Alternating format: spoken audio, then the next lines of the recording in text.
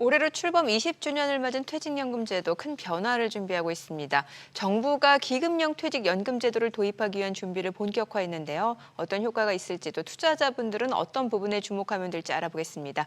오늘 우리은행 연금사업부 김민영 과장 자리했습니다. 어서 오세요. 안녕하세요. 네, 지금 보니까 퇴직연금제도가 올해로 출범 20주년, 생각보다 꽤 됐네요. 그런데 이제 종류가 굉장히 다양해서 사실은 이렇게 방송을 통해서 알려드려도 저도 헷갈리고 네, 시청자분들도 좀 어려워합니다. 이게 어떤 것들이 있는지 좀 정리부터 해야 될 것 같아요. 네.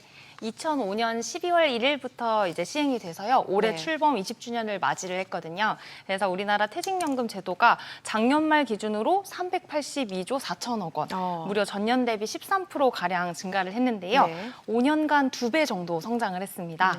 네. 그래서 아직도 퇴직연금 그러면 익숙할 것 같은데 아직도 네. 개념도 어렵고 해서 생소하신 분들이 많을 것 DB/DC 같아요. 자체도 헷갈리고. 그렇죠. 예. 네. 그래서 제가 이거 세 종류, 크게 세 종류로 나눌 수 있는데 세 종류를 한번 정리를 해보려고 네. 하는데요.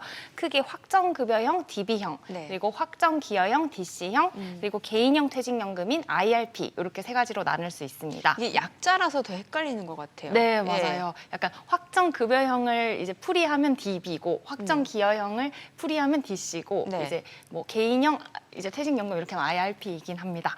그래서 먼저 퇴직 시에 수령할 퇴직급여가 정해져 있어요. 근무기간과 평균 임금에 의해서 정해져 있는 거를 DB형이라고 하고요. 그리고 이제 기업이 부담할 기여금 수준을 노사가 사전에 합의를 한 다음에 퇴직연금 계좌에 미리 납입을 해주고 이제 가입자가 알아서 운용을 하는 제도, 이게 DC 제도라고 할 수 있습니다. 네. 그리고 세액공제로 가장 잘 알려진 이제 개인형 개인 납입금을 넣어서 운용하는 개인형 퇴직연금이 있는데요. 일단 DB랑 DC의 가장 큰 차이는 이제 어떻게 이 적립금을 운용하느냐인데 네. DB는 회사가 적립금을 운용을 해서 이제 퇴직금을 보장을 해주는 거고요. DC는 미리 준 다음에 근로자가 이제 가입자가 운용하는 역량에 맞게 퇴직금이 늘어날 수도 있고 아니면 손해를 볼 수도 있는 구조라고 생각하시면 쉬울 것 같습니다. 그리고 IRP 예. 같은 경우에는 아무래도 퇴직금을 DB, DC를 가입했던 이 근로자가 퇴직을 했을 때 IRP 계좌로 퇴직금을 받거든요. 네. 그 받는 용도뿐만 아니라 개인 자금을 보태서 개인 노후를 좀 더 풍족하게 쓰기 위한 그런 장치로 사용되고 있습니다. 그러면 이제 정부가 보니까 6월까지 기금형 퇴직연금제도 도입 추진 자문단을 운영한 이후에 이제 입법에 나선다고 하는데 이게 기금형 퇴직연금제도 정확히 뭐예요? 지금하고 어떤 게 달라진다라는 거예요? 네, 정부가 이제 아무래도 퇴직연금 수익률 제고가 네. 가장 큰 화두에 올라와 있어요. 그래서 전문가 자문단을 출범시켜서 이제 하반기에 오는 6월까지 운영을 한 다음에 논의를 거쳐서 입법까지 나서겠다고 밝혔는데요. 현재 퇴직연금 제도는 계약형 제도입니다. 그래서 계약형 제도란 개별 가입자가 민간 금융회사랑 계약을 맺고 근로자가 스스로 투자를 하는 구조를 말씀드리는데요. 앞서 말씀드린 DB나 DC 같은 것도 마찬가지로 이 계약형 제도입니다. 이 제도는 각자 원하는 상품으로 운용할 수 있는 장점이 있는 반면에요. 정보의 양에 따라서 뭐 투자 경험이 적거나 아니면은 이제 내용을 잘 모르시는 분들에 따라서는 수익률이 좀 천차만별로 달라질 수 있는 그런 단점도 있습니다. 뭐 예를 들어서 지금 퇴직연금 수익률이 낮다는 원인으로 꼽히는 게 원리금 보장형 상품이 주로 이제 가입이 되어 있거나 예. 아니면 또 원하지 않게 이제 방치되고 있는 경우가 있는데 네. 그런 거를 아무래도 이제 적극적으로 투자하시는 분들은 수익률을 높게 가져가고 그분들은 수익률을 못 가져가시는 거랑 같은 게 이제 이 계약형 제도인데요. 네. 이번에 도입하려는 기금형 퇴직연금 제도는 계약 구조는 근로자와 금융회사 간으로 동일합니다. 하지만 연금 수탁기관이 가입자의 퇴직 적립금을 통합해서 관리하는 구조인데요. 가장 쉬운 예로 국민연금처럼 적립금을 한 대로 모아가지고 운용을 한다고 보시면 네. 되세요. 아무래도 개개인이 운용하는 게 아니라 모아서 운용을 하다 보니까 이 큰 적립금을 운용하면서 규모의 경제를 좀 실현을 할 수 있고요. 네, 또한 전문가가 운용을 하기 때문에 투자 자산을 원리금으로만 이제 이렇게 비중을 두는 게 아니라 자산 배분을 통해서 기금 운용의 전문성 또한 발휘할 수 있어서 정부 입장에서는 현재 타 연금 제도보다 너무 낮은 이 퇴직연금 수익률을 제고할 수 있는 방안이라고 보고 입법하려고 하는 상황입니다. 이렇게도 설명을 주시니까 뭔가 기금형 퇴직연금 제도가 훨씬 수익률 측면에서 조금 기대해 볼 수 있지 않을까라는 생각이 드는데 보통 이제 퇴직연금 가입자 수익률 보면 말씀해 주신 대로 이제 원리금 보장형이 많다 보니까 그렇게 높지가 않아요. 그냥 뭐라고 해야 될까요? 그냥 인플레이션 감안하면은 별 수익이 없는 느낌? 맞습니다. 그런 느낌인데 네. 그러다 보니까 이제 실물 이전 제도도 있잖아요. 그럼 이게 네네. 실물 이전 제도하고 기금형하고는 수익률 비교 측면에서 어떨 거라고 예상을 해볼 수 있을까요? 실물 이전이라고 하면은 예. 일단은 그 지금 계약형 제도 안에서 사업자를 옮기는 거이기 때문에 네. 지금 뭐 공격형 투자자분들이 증권사로 많이 가고 그에 반해서 또 뭐 로우 리스크 로우 리턴도 괜찮다고 하시는 분들은 안정적으로 은행에 넣으시는 것처럼 실물 이전과도 물론 연관은 있지만 네. 그래도 만약에 이제 운용 사업자가 기금형 제도를 도입한다면은 이제 정말 회사만 보고 갈 수도 있는 상황일 것 같아요. 상품을 제가 고르지 않아도 되는 거니까. 예. 그래서 예. 네네. 뭐 기금형 퇴직연금 제도가 도입이 된다고 했을 때 수익률이 어떨까 한번 살펴보면은 네. 일단은 계약형인 우리나라 퇴직연금은 말씀하신 대로 원리금 보장형 상품으로만 투자가 돼 있어서 수익률이 낮은데요. 네. 기금형을 도입하게 되면 전문가가 이제 수탁사의 전문가가 분산 투자로 수익률을 높일 수 있는 요인이 분명히 있습니다. 예를 들어서 현재 근로복지공단이 운용하는 이제 중소기업 근로자들을 지원하는 퇴직연금 기금이 푸른 씨앗이라고 있는데요. 예. 2024년 기준 연간 수익률을 6.52%를 기록했습니다. 그래서 일반적인 퇴직연금 2%랑 비교했을 때 좀 높은 수준인데요. 아무래도 전문적인 운용이 가능했기 때문이라고 보이는데요. 이랑 마찬가지로 기금형 퇴직연금 제도가 도입되면 수익률이 어느 정도 높아질 수 있는 가능성은 있다는 건 사실인데요. 네. 원금 보장형으로만 운용을 하셨던 분들이라도 이제 개인의 선택이 아니라 전문가의 선택으로 운용이 될 거기 때문입니다. 네.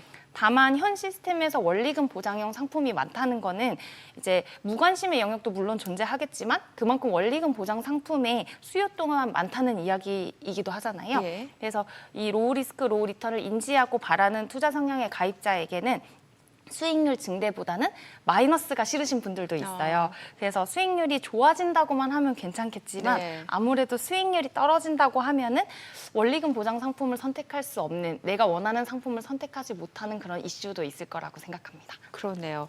지금 이제 퇴직연금 기금화, 그러니까 기금형 퇴직연금 제도라고 하면은 이게 이제 앞서 보니까 운용하는 주체가 이제 금융회사, 그럼 네. 이제 민간 기업도 다 가능해진다라는 거고. 맞습니다. 쉽게 생각하면 이제 펀드 같은 구조인 것 같아요. 뭔가 기금을 다 모아가지고 기금화 시켜가지고 이제 운용한다라는 건데 이래서 이제 은행하고 증권사 간의 셈법이 굉장히 복잡해진다고 하는데 왜 은행권에서 더 긴장을 하는지 네. 이 이유도 좀 알려주세요. 네, 아무래도 기금형 제도가 도입되면은 기존의 계약형 제도에서 좀 주도적으로 역할을 하던 은행이나 증권사 같은 금융기관의 역할이 좀 변화할 수 있을 것 같아요. 예. 특히 은행권은 아무래도 수익률 경쟁에서 증권사에 비해 다소 열세를 보이고 있는데 네. 이유가 이제 현재 그 은행에서는 원리금 보장 상품이 굉장히 아. 많은 비중을 차지하고 있기 예. 때문입니다. 다만 현재 퇴직연금 적립금의 절반 이상이 은행에 적립이 되어 있고요. 원리금 보장 상품의 비중이 높아서 수익률이 낮은 상황인데 다만 증권사가 지금 높은 이유는 투자 상품이 주요하고요. 그리고 수익률은 상대적으로 높기 때문에 공격적인 투자자분들이 증권사를 많이 선택해서 그런 것 같아요. 네. 이제 다만 현재 계약형 퇴직연금 시장에서는 가입자의 투자 성향을 반영하다 보니 아무래도 보수적인 성향의 은행을 거래하시는 분들에게는 수익률이 낮았을 수밖에 없는 그렇죠. 상황도 있었거든요. 그래서 은행권이 오히려 이 이점을 이용해서 발빠르게 민간 기업으로서 운영에 힘쓴다면은 오히려 새로운 시장에 대한 기회도 있다고 생각을 합니다. 네. 뭐 기금 컨설팅을 한다거나 전문 운용력을 확충한다거나 하는 걸 통해서 기존 고객 인프라를 이용할 수 있다고 생각을 하는데요. 뭐 복수 사업자가 이제 기금 리딩으로 대기업뿐만 아니라 이제 중소기업들을 모아가지고 이 중소기업을 좀 락인을 한다거나 네. 그래서 규모의 경제를 실현을 하고 그다음에 지방 은행 같은 경우에도 이제 그 지역을 묶어가지고 관리를 할 수도 있는 그 기회의 시장이 있다고 보기는 해요.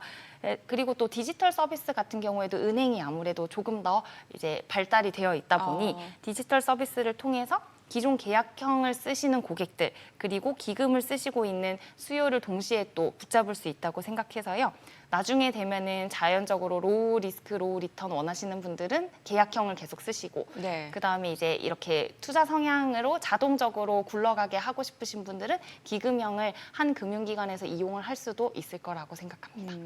그 확실히 그 이제 개인 입장에서 보면은 뭔가 은행 상품은 원금이 보장되는 느낌이고 네. 증권사 상품은 좀 공격적인 상품이 많다 보니까 수익률은 기대할 수 있는데 원금 손실 가능성도 있다 이런 인식이 있거든요. 맞아요, 맞아요. 그러니까 이게 네. 기금형 퇴직연금이든 어떤 퇴직연금 운용에 있어서 그런 게 좀 반영이 될 수 있다라는 거네요. 네, 맞습니다. 아무래도 내가 원리금을 보장하고 싶어서 고르는 사람들은 은행 이제 쪽으로. 네, 은행 쪽으로도 할 거고 그리고 은행에서 또한 같이 기금형을 한다고 하면은 예. 이제 그 또한 또 어떤 작용을 할 거라고 생각을 해서요. 아, 그래서 은행권에서 좀 긴장을 할 수 있다. 네. 그리고 보니까 이제 중소기업 퇴직연금 활성화를 위해서 이제 고용부가 보니까 융자 지원한다. 이건 어떤 내용이에요? 아, 네. 그 이제 중소기업일수록 아무래도 재원 마련에 부담을 느껴서 이제 퇴직연금을 도입하지 못한다는 시각이 있어서 네. 이제 중소기업의 퇴직연금 활성화를 위해서 중소기업의 융자를 지원하는 방안을 이제 하고 있는데요. 우리은행도 지난 2일에 고용노동부 신용보증기금 등과 함께 퇴직연금 활성화를 위한 퇴직연금 도입기업 융자 지원 협약 보증을 업무 협약을 체결했다고 했습니다. 그래서 경영자금이 부담돼가지고 퇴직연금의 도입을 겪는 중소기업의 부담을 완화하려고 하는 건데요. 네. 신용보증기금에 특별 출연금을 납부하고 보증서를 담보로 하는 중소기업 대출에 대해서 보증료를 차감해주고 우대금리를 적용하는 듯 혜택을 제공할 예정인데요. 이러한 혜택으로는 재원 마련에 좀 부담을 느꼈을 중소기업이 퇴직연금 재원 마련에 도움을 얻고 이로 인해서 퇴직연금 도입의 촉진에 긍정적인 영향을 미칠 수도 있을 것 같습니다. 아니, 요즘 진짜 세상 좋아진 게 AI가 퇴직연금도 운영한다고 하는데 네. 그 이전에 저희 보면 한참 디폴트 옵션 이것도 굉장히 헷갈렸거든요. 네, 근데 네, 이게 네. 디폴트 옵션 도입 때도 여전히 보니까 원리금 보장률이 90%라고 하는데 이건 왜 그런지도 좀 알려주시고 네. 이게 AI를 운영하게 되면 어떤 이점이 있는지도 좀 알려주세요. 네, 아무래도 방치된 자금을 줄이고자 디폴트 옵션을 도입을 했는데요. 네. 근데 사실 이마저도 초저위험 원리금 보장형 상품만으로 이루어져 있는 상품으로 다들 선택을 하셔가지고 아무래도 기대만큼은 수익률 개선이 조금 부족한 상황입니다. 그래서 이제 3월 27일에 보도 자료를 통해서 보면 퇴직연금을 자동으로 운용하는 새로운 연금 투자 방식인 일임형 로보 어드바이저 서비스를 시행을 했어요. 요즘 챗 GPT 많이 쓰시잖아요. 네. 그런 일상에서 쓰는 인공지능을 이제 퇴직연금 운용에도 적용을 할 수 있는 건데요. 로보 어드바이저라고 하면은 로봇과 투자 자문가, 로보 어드바이저의 이제 네. 합성어예요. 예. 그래서 AI가 이제 운영하는 알고리즘을 사용해서 투자자의 성향, 목표에 맞게 자동으로 자산 배분 및 운용을 수행하는 온라인 디지털 자산 관리 서비스라고 네. 보시면 됩니다. 그래서 투자자가 자신의 재무 상황, 투자 목표, 위험 선호도 같은 기본 정보만 입력하면요. 로보 어드바이저가 이 방대한 금융 데이터와 시장 정보를 분석해서 그 고객에게 최적의 투자 포트폴리오를 자동으로 설계를 하고요.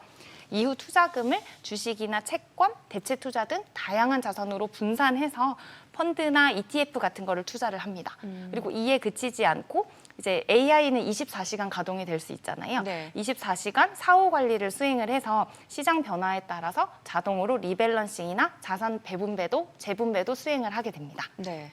그리고 특히 로보 어드바이저는 주로 ETF 같은 저비용 투자 상품을 활용을 해서 글로벌 시장을 대상으로 다양한 자산에 분산하는 자산 배분 포트폴리오를 좀 제공을 하거든요. 예. 그리고 또 IT로 운영되는 거다 보니까 사람 손을 타지 않잖아요. 네, 네. 그래서 기존에는 뭐 자문형 어드바이저도 있었는데 네. 그런 거는 자문만 해주고 고객이 직접 운용 지시는 했어야 됐거든요. 아. 근데 이거 같은 경우에는 그냥 정말 돈을 맡기면은 네. AI가 자동으로 선정해서 운용까지 해주는 시스템이라고 보시면 될 것 같습니다. 그러니까 이 로봇 AI가 뭔가 그 고객의 성향을 좀 파악해서 네네. 제시를 해주고 그러면 그렇게 해줘 하면 알아서 운용을 다 해주는 그런 거예요. 맞습니다. 어. 예를 들어 공격 투자형이시고 네. 나는 테크에 관심이 있으면 이제 그쪽 분야에 맞게 조금 운용을 해주는 거고요.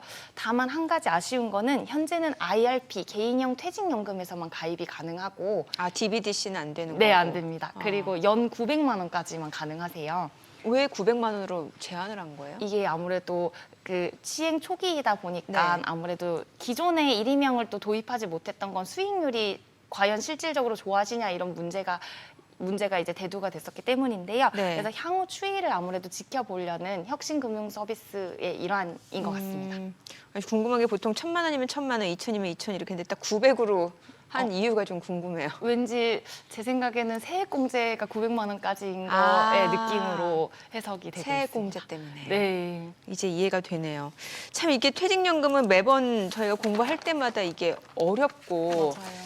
저도 뭔가 그 디폴트 옵션 도입됐을 때도 한다고 했는데 이게 이렇게 문자가 굉장히 많이 와요. 뭐 알림도 많이 오고. 맞습니다. 그런데 네. 뭐 퇴직연금 뭐 만기도 됐다 뭐 어떻게 뭐 해라 하는데 이게 그냥 흘려보내기 일수거든요. 이거 참 정보 과부하 속에 살고 있다 보니까 이거 쉽지 않은 것 같은데 뭔가 퇴직연금 뭐 지금 보니까 종류도 많고 수익률도 내가 어떤 걸 선택하냐에 따라서 천차만별인 것 같은데 일단 퇴직연금 가입하시려는 분들한테 어떤 것부터 알아야 되는지 좀 다시 한번 좀 차근차근 정리를 해주시면 좋을 것 같아요.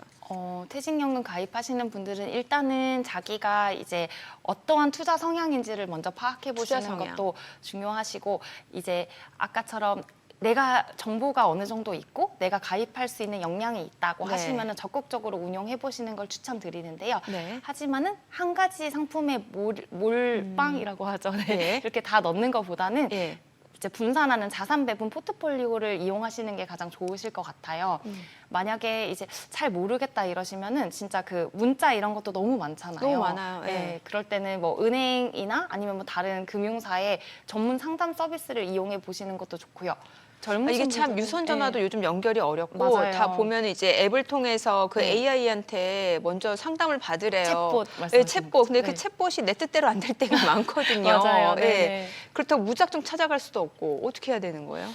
아무래도 처음에 잘 모르신다면 예. 사실 저는 원리금 보장 상품을 선택하시는 것도 원리금. 방법이라고 생각합니다. 예. 하시고 차근차근 비중을 이제 이 원리금 보장 상품을 보통 안전자산이라고 하잖아요. 네네. 안전자산에 일단 방치하지 말고 넣어두신 다음에 차근차근 줄여가시면서 위험자산인 주식형이나 아니면 대체자산 같은 거를 조금 늘려가시면서 네. 운용을 하시면 좋을 것 같은데요. 이제 코어 세틀라이트 전략이라고 해가지고 네. 내가 이제 가장 그 손을 대지 않아도 되는 핵심 자산을 하나 두고 말 그대로 코어. 맞습니다. 예. 예, 그리고 위성 자산으로 해가지고 요즘 시장 나머- 상황이나 트렌드에 맞게 이렇게 하시는 방법이 있고요. 만약에 이제 이마저도 싫으시다면은 이제 로보 어드바이저 같은 거 이용해 보셔도 좋으실 것 같고 그리고 또 은행 어플 같은데 보면은 이런 안내장에 포트폴리오가 또 짜여져서 예. 소개되어 있는 것들도 있거든요. 막 자산 비중도 다 알려주긴 맞아요, 하더라고요. 맞아요. 네. 예. 그런 걸 이제 자문 삼아서 운용 지시를 해보시는 것도 중요한데요. 네. 아무래도 퇴직연금은 장기 상품이기 때문에 너무 단기 수익률을 보지 마시고 조금 더 이렇게 3년 수익률, 아. 5년 수익률을 보시면서 이제 차분히 지켜보시는 것도 방법일 것 같아요. 하나 궁금한 게 앞서 그 기금형 퇴직연금 제도에서 수익률이 높은 게 자산운용사 쪽인데 네. 자산운용사 쪽이면은 좀 뭐 운용 수수료도 더 비싼 거 아니에요? 기금형 이제 제도 같은 경우에는 이제 지금 앞으로 도입하려는 기금 제도 같은 경우는 무슨 사업자가 어디가 선정이 될지는 아직 확실하지 않지만은 아무래도 민간 사업자들이 여러 군데 경쟁을 하면서 점차 자산운용사라고 뭐 높고 증권사라고 낮고 뭐 이런 식이 아니라 점점 경쟁을 하면서 보수나 수수료율도 이렇게 수렴을 하지 않을까라고 생각하고 있습니다. 알겠습니다. 오늘 내용 잘 들었습니다. 고맙습니다. 네, 감사합니다.